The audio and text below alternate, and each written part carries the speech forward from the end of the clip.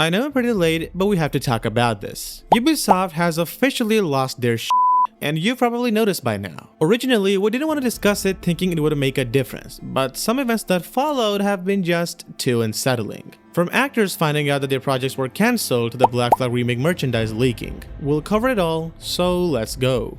A few weeks ago, we and many other creators and leakers were confident that Ubisoft's next releases would be the Black Flag Remake and the Prince of Persia Remake. We were 100% sure. In fact, there were literal release dates floating around, and even developers dropping hints and official channels uploading sea shanties. In short, everyone was hyped.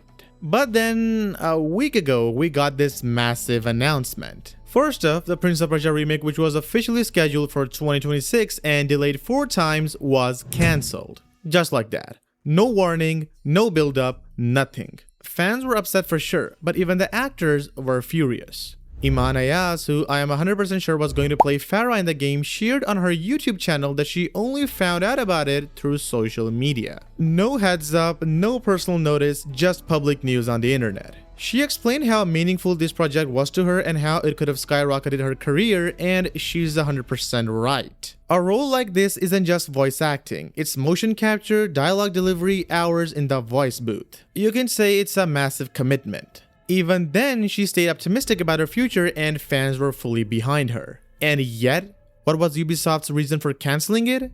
Unable to meet quality. It's f***ing absurd. All that they have done so far ever since the announcement in 2020 was just delay the game for quality. And now they're saying that they couldn't fully match it?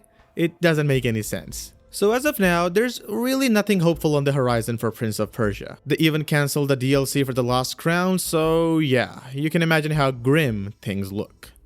But that was for the Sands of Time remake. For the Black Flag remake, which as we mentioned was originally set for March 23rd, 2026, everything seemed ready and in place. Tom Henderson from Insider Gaming, who's the most reliable leaker in the community, publicly confirmed that this was the nearest certain release window for the remake. But now since the remake has been delayed, the question is, for how long? Sources say that it's now scheduled for financial year 2027 for Ubisoft, but that's not the full story. Here's the deal.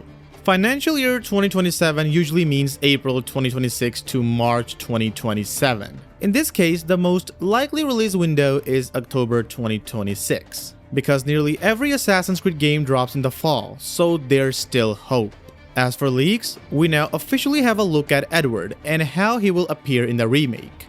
On X, a user called Ubisoft leaked a statue of Edward Kenway based on his design in the upcoming remake. And one thing is certain, it looks faithful to the cinematic trailer of the original Black Flag. This confirms one thing, they're leaning into a more cinematic approach and I'm all for it. Every detail is there, including his sword, his outfit, and even the red sash. It's so accurate that many people initially thought that the statue was for the original game, not the remake. But it's officially for the new remake as confirmed by the year-end label in the photo. So yes, we were right all along. But the delay was completely unexpected. The only thing that I hope for is that the in-game model should look exactly or kinda similar to the statue or the cinematic trailer or promotional material from the original game. As in the original AC4, Edward looked different in-game as compared to the promotional material. And since we have today's technology, there's no reason they cannot get it right, so my hopes are still high. So based on all this, the core question arises, why did this happen? The answer is right in front of us. Ubisoft stocks have been plummeting over the past few months and years. What was once worth billions is now in the millions, all because of public backlash and unfinished products. Their downfall really started in 2023, when major titles failed to meet expectations. Mirage was surely a success, but not the level they expected. The only reason why they even made a DLC for it was due to the funding from Saudi investors. Then came Skull and Bones, a complete disaster at launch. Even though it's improved now, it still failed to meet the players' expectations. And Star Wars Outlaws? Another buggy mess. Pretty much every game that they released so far has suffered from rushed development or got hammered by public. The only recent success was Assassin's Creed Shadows, and even that was just good. It wasn't a failure, but not great either. So considering these losses and repeated failures, Ubisoft completely reconstructed their strategy and company in a way that might feel a bit over the top.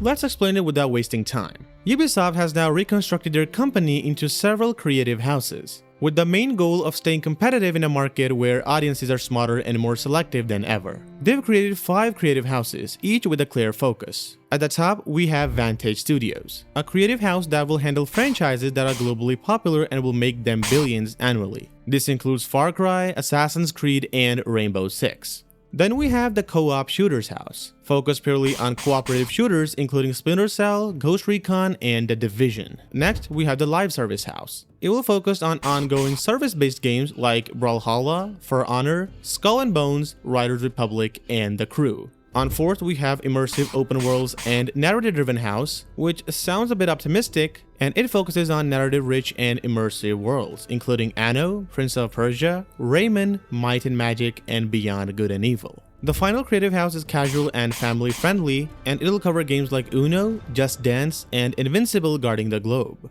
The plan is clear. They want to make 2027 a successful year. This year may not prove to be a very profitable year for them because they've already laid off a lot of employees and shut down 3 studios, including Ubisoft Canada and Halifax. And if you've noticed, Watch Dogs is completely absent from any of these houses, meaning the series is effectively dead. And it's not just the older games getting cancelled, some upcoming projects are too. This includes the 6 unannounced titles, seemingly including AC Jade and, according to my knowledge, AC Invictus, which was said to be a multiplayer game. The owners claim that they want to focus on delivering quality, so perhaps this overhaul may prove to be a better decision. Because of all this, AC Hexy is now pushed to 2027, likely around Halloween, which is the traditional AC release window. On one hand, I feel optimistic because we just got another year of development, which could mean higher quality. On the other, the inclusion of Assassin's Creed in the annual billion-dollar side of Vantage Studios raises red flags. Assassin's Creed is now Ubisoft's identity,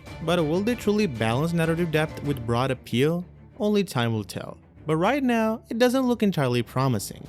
And with that being said, this video comes to an end. Let me know what you think and what are your thoughts on this. I'll see you in the next one. Till then, goodbye.